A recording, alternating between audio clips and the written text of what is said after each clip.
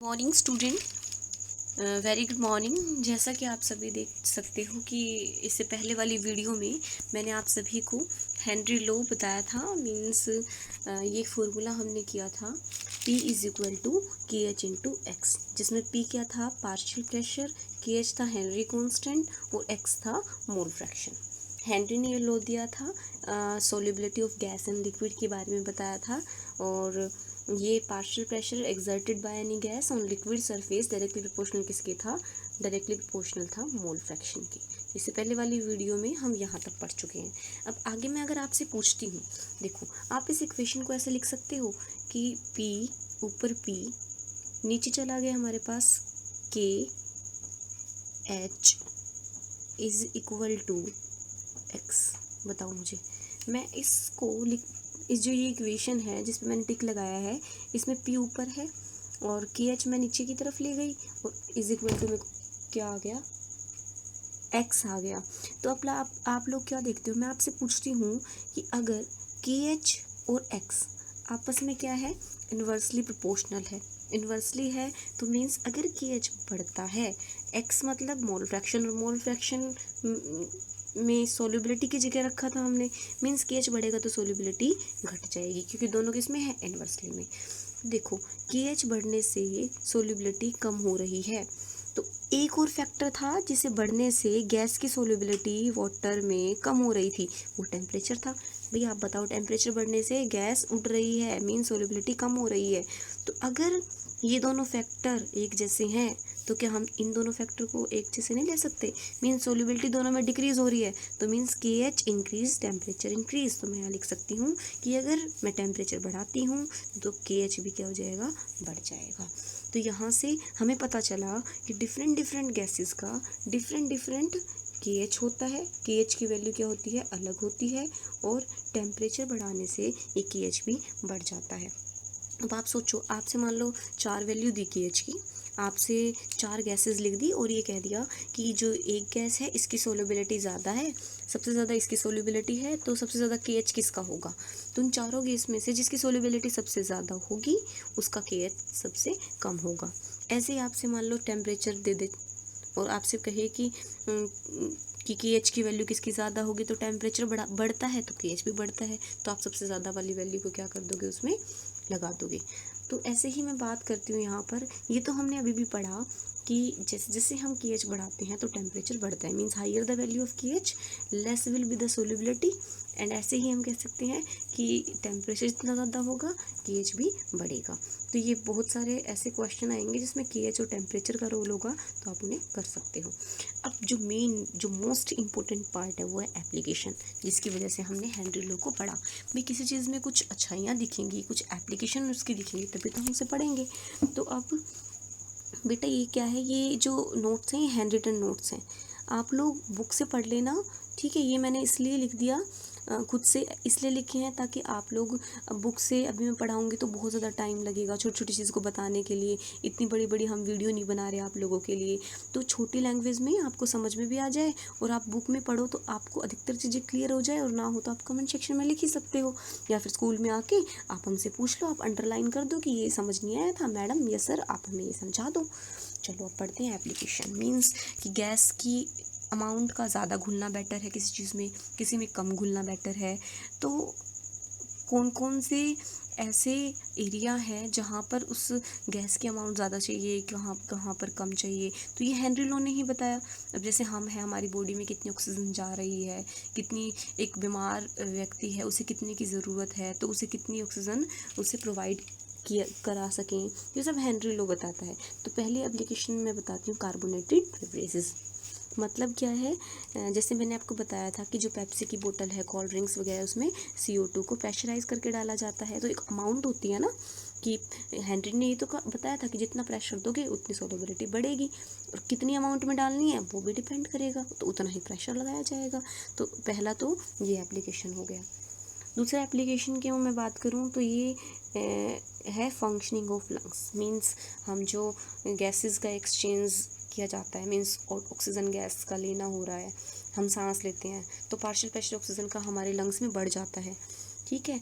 तो जो हमारे ब्लड में ऑक्सीजन की अमाउंट बढ़ेगी, तो ऑक्सीजन की अमाउंट बढ़ेगी तो इसका मतलब क्या होगा कि ऑक्सी हीमोग्लोबिन बनेगा।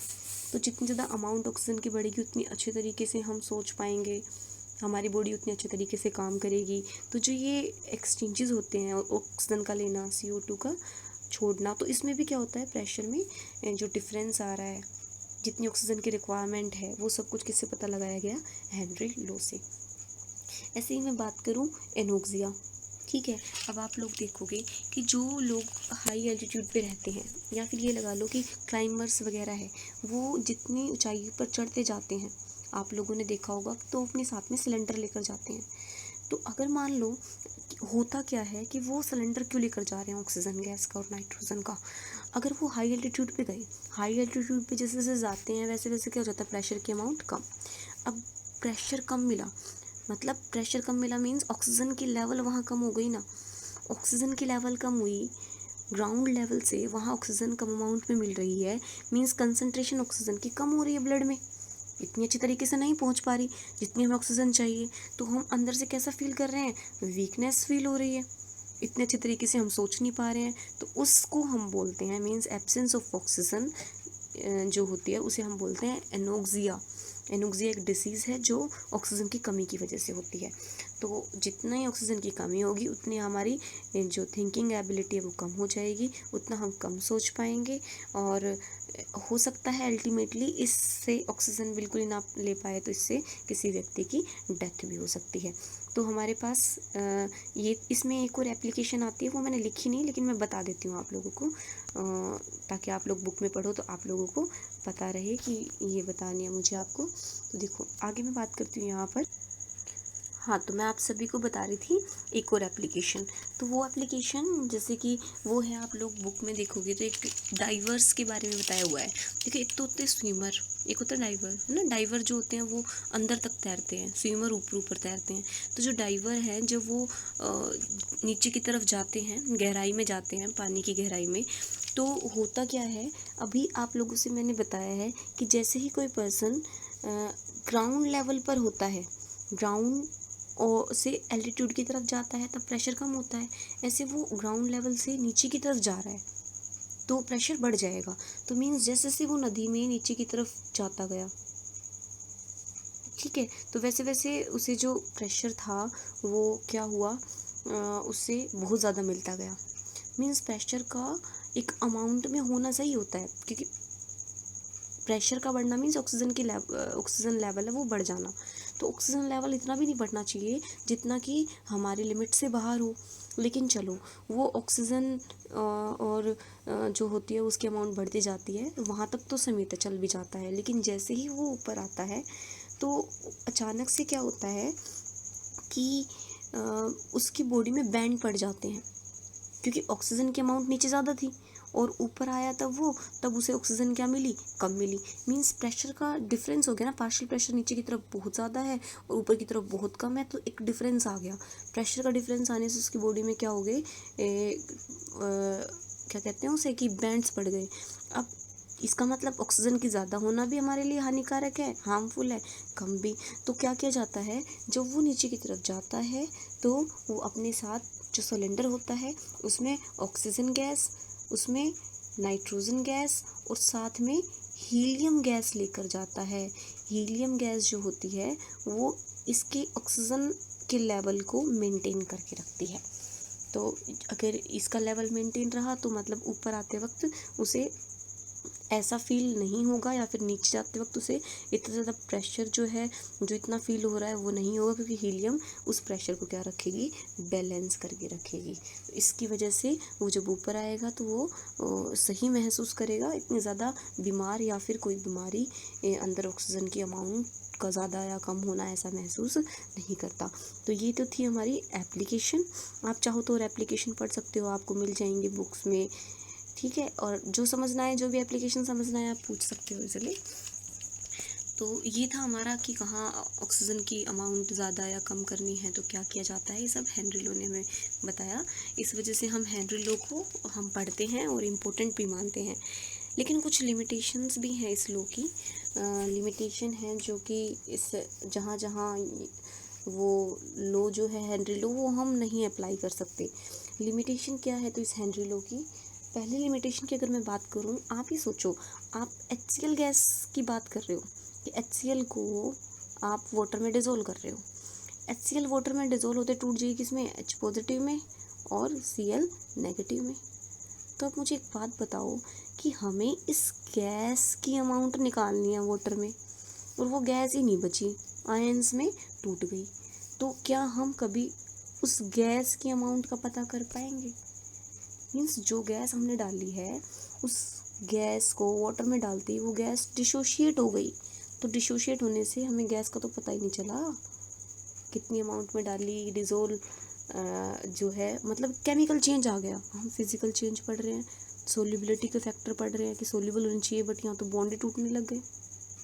ठीक है, तो मीन्स हम डिसोशिएशन के केस में और हम एसोसिएशन के केस में, अमोनिया है, अमोनिया को वाटर में डिज़ोल्व करते हैं तो NH4OH अमोनियम हाइड्रोक्साइड बन जाता है। फिर से गैस तो ख़त्म हो गई ना, जिस गैस के बारे में हम बात कर रहे थे, वो गैस तो मिली नहीं, उसकी अमाउंट तो बची नहीं, वो तो एसोसिएट हो गई। तो एसोसिएशन भी नहीं होना चाहिए, डिसोसिएशन भी नहीं होना चाहिए, उस केस में हम हेनरी लॉ को नहीं पढ़ेंगे।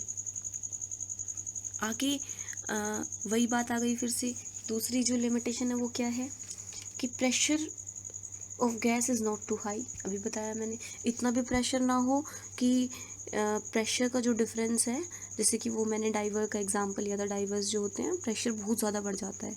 मीन्स इतना भी प्रेशर ना हो कि वो गैस जो है वो टूटी जाए बिल्कुल, या फिर बहुत ज़्यादा ही अमाउंट में डिज़ोल्व हो जाए जितनी हमें नहीं चाहिए। और टेम्परेचर इतना भी कम ना हो हमारे पास उस गैस का कि जो ये लो है, जो एक प्रॉपर अमाउंट है हमारे पास, वो हम लगा ही ना सकें। एक वो लिमिटेशन मतलब एक लिमिट होती है हमारे पास कि वो जो गैस है वो इस टेम्परेचर पे या इस प्रेशर पे एक लेवल है, यहाँ तक काम करेगी, उसके बाद वो काम करना बंद कर देगी। भाई आप बताओ, ज़्यादा प्रेशर भी लगाएंगे तो गैस के नंबर ऑफ मोल्स क्या हो जाएंगे, और भी ज़्यादा अमाउंट में टूटने लग जाएंगे। ठीक है, बहुत ज़्यादा उसकी अमाउंट बढ़ने लग जाएगी, जितनी अमाउंट क्या है हमारे पास, जितनी अमाउंट हमें चाहिए नहीं, तो वो भी हमारे लिए एक लिमिटेशन का काम करेगी। तो मीन्स एक केस है कि हम आइडियलिटी को नहीं खो सकते, आइडियल बिहेवियर होता है ना, उससे डेविएट नहीं हो सकते हम, तो हमें आइडियलिटी यहाँ कंटेन करके रखनी पड़ेगी।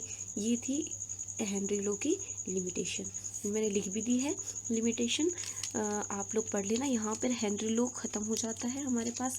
अब इससे रिलेटेड क्वेश्चंस आएंगे, बहुत सारे दिए थे, लेकिन अब मैं चाहूँगी क्वेश्चन भी मैं खुद से आपको कराऊँ, कम से कम ज़्यादा नहीं तो 2 दिन में 3 क्वेश्चन करके आपको करा दूँ, जिससे कि आप लोग उन क्वेश्चन को कर सको, और डाउट हो तो पूछ लो। कुछ मेन चीज़ें उन क्वेश्चन को करने के लिए जो आपके बीच में आ सकती है, तो वो मैं आपको बता देती हूँ, जो आपको इम्पोर्टेंट पॉइंट्स याद करने पड़ेंगे इसमें। वो क्या है, देखो कई बार आप लिखा देखते हो STP, इसका मतलब क्या है, स्टैंडर्ड टेम्परेचर एंड प्रेशर। ठीक है, कई बच्चों को रूम टेम्परेचर नहीं पता होता। रूम टेम्परेचर क्या होता है, 25 डिग्री सेल्सियस। 25 डिग्री सेल्सियस को केल्विन में चेंज करोगे तो कितना हो जाएगा, 298 केल्विन। ठीक है, तो ये आप कर सकते हो। ऐसे ही प्रेशर की यूनिट में आपसे पूछूं, ठीक है, तो प्रेशर की स्टैंडर्ड प्रेशर वही 1 एटमॉस्फेयर होता है हमारे पास, 1 बार होता है। ठीक है, तो आप लोग उसमें पूछो प्रेशर यूनिट क्या है, बार है, एटमॉस्फेयर है। 1 बार में, अब प्रेशर की यूनिट तो आप लोगों ने फिजिक्स में भी पढ़ी होगी, बार भी होती है, पास्कल भी होती है, एटमॉस्फेयर भी होती है, टोर भी होती है, mm ऑफ Hg भी होती है, मिलीमीटर ऑफ मरकरी, क्योंकि वो होता है ना कि मरकरी से हम मेज़रमेंट करते हैं, उसकी कॉलम से मेज़रमेंट करते हैं, टेम्परेचर का भी करते हैं। ठीक है, कितनी अमाउंट है उसके कॉलम में, बढ़ रही है घट रही है, तो इसीलिए प्रेशर की यूनिट हम mm ऑफ Hg भी लेकर चलते हैं। तो कन्वर्जन करना आ जाए तो 1 बार में कितने पास्कल, 10 की पावर 5 पास्कल। जैसे आप पढ़ते थे ना, 1 जूल में 10 की पावर 5 डायन होते हैं। ठीक है, आप लोग फिजिक्स में पढ़ते आए हो जैसे। ऐसे ही यहाँ पर भी है, सॉरी एक्चुअली 1 न्यूटन में 10 की पावर 5 डायन होते हैं, और जो 1 जूल है उसमें 10 की पावर 7 आर्ग होते हैं। जैसा भी आप फिजिक्स में पढ़ते आए हो, इतना मुझे उसका ज्ञान नहीं, बट कन्वर्जन है ऐसे, इसमें कन्वर्जन आते हैं। तो 1 बार में 10⁵ पास्कल और 1 बार 1 एटमॉस्फेयर के बराबर होता है। क्वेश्चंस में मिलेंगे इसलिए करा रही हूँ आपको। ऐसे ही 1 एटमॉस्फेयर में आपसे टोर पूछे तो 760 टोर होते हैं और 1 टोर 1 mm ऑफ Hg के बराबर होता है। ठीक है, मीन्स 760 टोर किसके बराबर हो गया, 760 mm ऑफ Hg के बराबर हो गया। सीधी सी बात है, देखो 1 एटमॉस्फेयर 1 बार के बराबर है, दोनों 10⁵ पास्कल के बराबर है, और फिर 1 एटमॉस्फेयर 760 टोर के और 760 mm ऑफ Hg के बराबर है। ठीक है, ये mm ऑफ Hg मैंने बता भी दिया है कि एक्स्ट्रा जो प्रेशर एक्सर्ट करती है कूलम ऑफ मरकरी, एक्सपेरिमेंट से पता चलता है। खैर वो तो अब प्रेशर की यूनिट ये आप फिजिक्स में फिर से पढ़ते आए हो, 11th क्लास में पढ़ी थी आपने, केमिस्ट्री में पढ़ी होगी। प्रेशर फोर्स बाय एरिया होता है, फोर्स की यूनिट होती है न्यूटन, एरिया की यूनिट होती है मीटर स्क्वायर, ऐसा यूनिट ले ली ना मैंने, और प्रेशर की ऐसा यूनिट पास्कल भी होती है। ठीक है, मीन्स न्यूटन पर मीटर स्क्वायर पास्कल के बराबर हो गई। ये तो एक्स्ट्रा चीज़ें हैं जो पहले पढ़ लिया, मोल फ्रैक्शन की कोई यूनिट नहीं होती। ऐसे ही कुछ फैक्टर मैंने आपको बताए थे, वो टेम्परेचर डिपेंडेंट होते हैं तो कुछ इंडिपेंडेंट होते हैं। ठीक है, ये आप पढ़ चुके हो। तो टेम्परेचर डिपेंडेंट कौन से हैं, टेम्परेचर इंडिपेंडेंट कौन से हैं। जैसे मास परसेंट है, मास आ रहा है तो मास डिपेंडेंट होगा, टेम्परेचर इंडिपेंडेंट होगा। ऐसे ही पीपीएम में भी देखो मास है, फिर से टेम्परेचर इंडिपेंडेंट। मोल फ्रैक्शन भी टेम्परेचर इंडिपेंडेंट, क्योंकि ऊपर भी नंबर ऑफ मोल्स नीचे भी नंबर ऑफ मोल्स, वॉल्यूम का तो कहीं जिक्र है ही नहीं। ऐसे मोललिटी, इसमें भी मास का जिक्र होता है, mass of solvent in kg, तो ये क्या रहेंगे, टेम्परेचर इंडिपेंडेंट। जहाँ वॉल्यूम आ जाए, ये टेम्परेचर इंडिपेंडेंट मतलब मास डिपेंडेंट होंगे। ठीक है, तो टेम्परेचर डिपेंडेंट में जहाँ जहाँ वॉल्यूम आ जाए वहाँ टेम्परेचर डिपेंडेंट आ जाएंगे। तो यूनिट है, बाकी क्वेश्चंस में आ रही है इसलिए बता रही हूँ आप लोगों को। डेंसिटी की यूनिट ये तो आप 9th क्लास से ही पढ़ रहे होंगे, मास बाय वॉल्यूम। तो यूनिट क्या हो गई, किलोग्राम पर मीटर क्यूब या ग्राम पर सेंटीमीटर क्यूब। ठीक है, तो आपसे कहे डेंसिटी सॉल्यूशन की क्या होती है, मास ही सॉल्यूशन का ले लो और वॉल्यूम ही सॉल्यूशन का ले लो। ये कुछ इंपॉर्टेंट पॉइंट थे जो मुझे बताना ज़रूरी था ताकि आप क्वेश्चन सोल्व कर सको। तो ये थी हमारी हेनरी लॉ पर एप्लीकेशन, लिमिटेशन, कहाँ अप्लाई करते हैं कहाँ नहीं करते हैं। कोई भी क्वेरी हो आप लोग पूछ सकते हो, कमेंट सेक्शन में बता देना, या मुझे कॉल कर लेना या अंकुर सर को कॉल कर लेना। ठीक है, इसके अलावा आगे फिर हम अब राउल्ट्स लॉ पढ़ेंगे, यहाँ हेनरी लॉ ख़त्म होता है। Okay, thank you very much, अच्छे से पढ़ना।